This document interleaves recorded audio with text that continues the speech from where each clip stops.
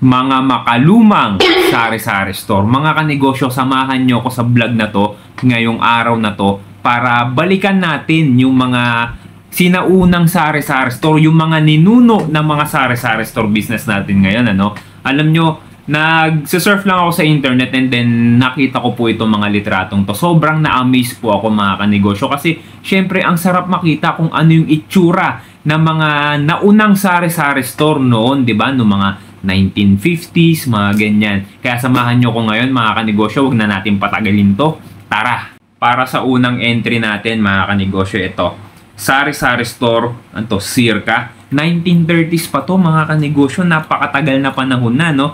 Mukhang hindi naman edited, mukhang hindi rin siya drawing lang or painting lang. Pero sobrang na-amaze ako dito mga kanegosyo kasi tignan nyo yung mga paninda nila, di ba? Ano ba yung tawag dito sa sombrero na gano'n? Yung parang bani, gano'n? Tawag doon? Salakot. Salakot daw. Tapos meron silang mga abaniko, tapos 1930s pa lang pala mga kanegosyo, salamin na yung istante ng mga sari-sari store, ano? Tapos etong mga garapon niya, babasagin, di ba ngayon, mga plastic na. Tapos ang mga nakalagay dito sigurado ako kanegosyo mga tinapay. Ito kasi noon parang bihirang-bihira pa naman yung gumagawa ng mga candies, di ba? Ito mga kanegosyo, pangalawang entry natin. Kita nyo naman, tag life pa si nanay, di ba? May yosi pa sa bunganga. Alam nyo, nakakatuwang balikan yung mga ganito, no? Dati nung bata ako, naalala ko yung naglalaba sa amin, ganyan. Kapag habang naglalaba, merong baliktad na sigarilyo sa loob ng bibig. Tignan nyo yung paninda ni nanay mga kanegosyo. Sigurado ako na kopya yung hawak-hawak ni nanay dyan. At ang lalaki ng kopya, di ba mga kanegosyo, kumpara sa mga kopya ngayon, parang, kung bibigyan ka ng pagkakataon, di ba, parang kung babalikan mo yung dati na yan, parang ang sarap tikman ng kopya, kanegosyo, parang anlinamnam, di ba? Gawang Pinoy, di ba? Tapos yung iba, hindi ko alam kung cheese bread to O, eto sigurado ako, pandesal tong nasa isang garapon. Yung nasa isang garapon naman, parang cookies ang itsura niya, kanegosyo, no? Wala ring nakalagay kung kailan ba to Next entry natin mga kanegosyo. Customer shopping at a Chinese sari-sari store sa Maynila, 1946 mga kanegosyo. Chinese sari-sari store, So, hindi Pinoy ang may-ari nito. Pero, yung itsura ng kanyang bahay, parang parang pang Pinoy, Siguro nandito siya sa, store in Manila. So, nandito sa Pilipinas, Ang ganda, mga kanegosyo. Kita nyo naman yung pormahan ng bata, di ba? Akala mo, magpipill trip lang, napaka-astig, di ba?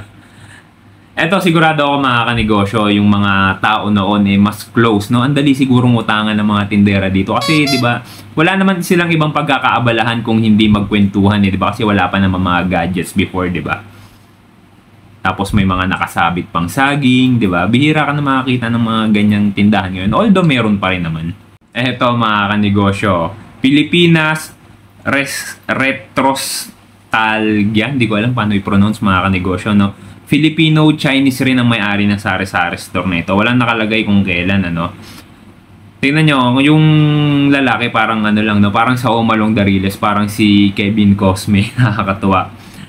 Ang ganda ng kanyang sari-sari store. Babasagin talaga yung mga lalagyanan nila ng tinapay ang nakalagay instead na candy, Tapos may mga saging-saging na nakasabit sa taas. Gandang tignan. For sure dito mga kanegosyo ng araw, parang wala pa yatang tingi, Talagang bibilin mo ng malalaki. Kasi ngayon nauso na yung mga sachet, di ba? Noon pag bibili kang toyo, siguro isang bote talaga, di ba? Ganyan. Next natin mga kanegosyo, ito. Historical sari-sari store lang ang nakalagay at walang nakalagay na petsa. So parang nakalagay sa kubo. Mga tao ba yun? Na itim. O sobrang dilim lang ng camera, Kasi syempre hindi pa naman uso yung mga malilinaw na camera noon. Ano kaya to? Parang sari-sari store na may karinderya. Kasi di ba parang may kainan Ayan mauupo ka sa kawayan. Tapos bintana lang rin, di ba? Noong araw pala, bintana lang rin talaga. Siguro kung makikita ng mga tao noon yung itsura ng mga sari-sari store ngayon, ma-amaze din sila. Kasi tayo, di ba? Pag nakikita natin yung mga ganito, na-amaze tayo. So vice versa lang, Sabi ganyan na pala yung itsura ng mga sari-sari store ngayon, nakakabilib. Tayo naman, ganun pala yung itsura ng mga sari-sari store dati. Nakakabilib din, di ba? Ito, mga kanegosyo, another photo of a sari-sari store noong 1930s. Ayan. Pero ba't nakalagay? University of Milwaukee ang nag-take yata ng shot nito. Shoutout pala sa mga may-ari ng picture na to. This is for educational purpose lang naman po, no? Para makita rin naman ng ating mga kanegosyo kung ano yung pinagmula ng ating mga sari-sari store. Ayan, eto nakakatuwa kasi, di ba, kita mo nagtitin. Ang lakas ng panggatong dati, no? Ngayon uling na. Tapos digas na, di ba? Noon, syempre, hindi ko alam kung may gas na dati, ha. Pero ang talagang dinatnang ko, ang nakita ko talaga is yung mga panggatong, di ba? Mag-aano ka talaga ng apoy. Ayan, nagtitinda sila ng ganyan. Yung bata o parang napilitan lang yung bata. Paluin ka pag di ka na-picturean dyan. Yung mga lalagyanan nila ng candy, no? Hindi ko lang, pero parang candy nga mga kanegosyo, no? Parang hindi siya tinapay. Noon yung mga sari-sari store, talagang ano na automatic na kapag ka sari-sari store ka, meron kang tinitinda ring mga gulay, mga prutas. Kasi noon hindi pa naman uso yung sobrang daming produkto, no? Hindi kagaya ngayon, parang halos linggo-linggo may bagong produktong ginagawa, di ba? Pero noon na mga paninda ng mga sari-sari store, di ba? Tinapay, mga hopya, mga soft drinks yan, meron soft drinks dati. Tapos, eto, mga prutas, mga gulay. Kaya kapag ka sari-sari store owner ka, talagang magtitinda ka ng mga prutas at gulay. Eto, mga kanegosyo, next entry natin. Retro Filipino, a sari-sari store in Sampaloc, Manila. 1950s, mga kanegosyo. Sigurado ako mayaman to si Kuya. Kasi sa lahat ng mga nakita nating sari-sari store kanina, parang sa kanya yung medyo malaki, no? Tapos, ayan, salamin na rin yung estante niya, gawa sa kahoy. Pagkatapos, itong parang pinakakanyang patungan, talagang pasadya, no? Galing, ha? Tapos, yung mga, eto, ano kaya to? Mga gata siguro to na dilata. Yung mga nando sa kanyang tokador sa likod. Noon pala, no? Talagang hindi pala nalalayo yung itsura ng sari-sari store noon, no? Saka sa mga sari-sari store ngayon. Ganda, ayan, may mga candy pala siya, o mga kanegosyo. Pero hindi, baka mamaya asukal yung laman. Itong nasa gitna, parang asukal yung laman, eh. Pero mga garapon nila babasagin, di ba? Eto mga kanegosyo, another entry ng Chinese sari-sari store. Wala nakalagay kung saan at kung... Ay hindi, ito 1955 pero hindi nakalagay kung saan, di ba? Pero sa itsura ng bahay, syempre, sa Pilipinas, di ba? Ang itsura ng ganyang klase ng bahay.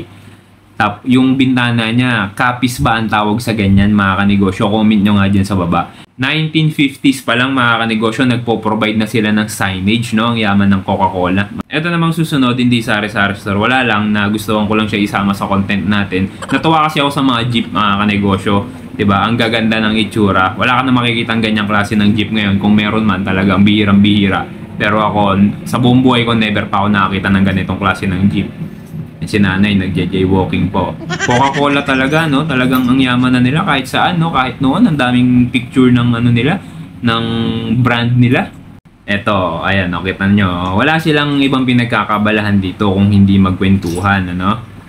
Kaya sobrang close ng mga tao noon. Eto, mga nakalatag, hindi ko alam kung paninda yan o pinatutuyo lang.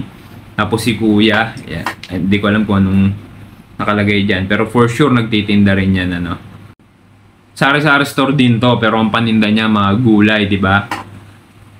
Tapos may kainan din, no? Ayan, no? Kita nyo, parang mga katipunero itong ano, yung isa. Tapos yung isa naman parang ano, parang magkalaban sila, no? Pagkatapos ng gera, nagutom, nagkain muna sila. Ganda, no? Nakakatuwa talaga tumingin ng mga ganito. Panghuli natin mga kanegosyo ito. Views from the Pampang. Saan yung Pampang? Wala nakalagay na peche. Eto, dito ko siya na ano, views from the, .blogspot.com. Siya yung may-ari niyan. Filipino store. Mayaman yung may-ari nito. Kita mo, diba? Si Maria Clara. Yung nakapang Maria Clara pa siya na kasuotan. Tsaka eto, yung lalaki, nakabarong pa. Magtitinda ka sari-sari na mga paninda mo sa sari-sari store. Nakabarong ka, diba? Ang lupit, mga kanegosyo. Kita nyo naman yung dami ng mga paninda niya. Marami pa sa laman ng tindahan ko, diba? May mga pinya, daming prutas, may talong, mga gulay, yung bata nakahubo. Hanip, ano? At ayan ang ating mga sinaunang sari-sari store, mga kanegosyo. Ang mga ninuno ng ating mga tindahan ngayon sa kasalukuyan. Ang gandang pagmasdan, mga kanegosyo, di ba? Kung nakaabot ka pala hanggang dito sa dulo at nagustuhan mo yung ating content for today, click mo na yung follow, mga kanegosyo. At mag-subscribe ka na sa aking YouTube channel. Mga ka-YouTubers, maraming salamat sa inyo kasi 1,300 subscribers na po tayo. 1,300 ang ating mga kanegosyo. Maraming salamat po sa inyo.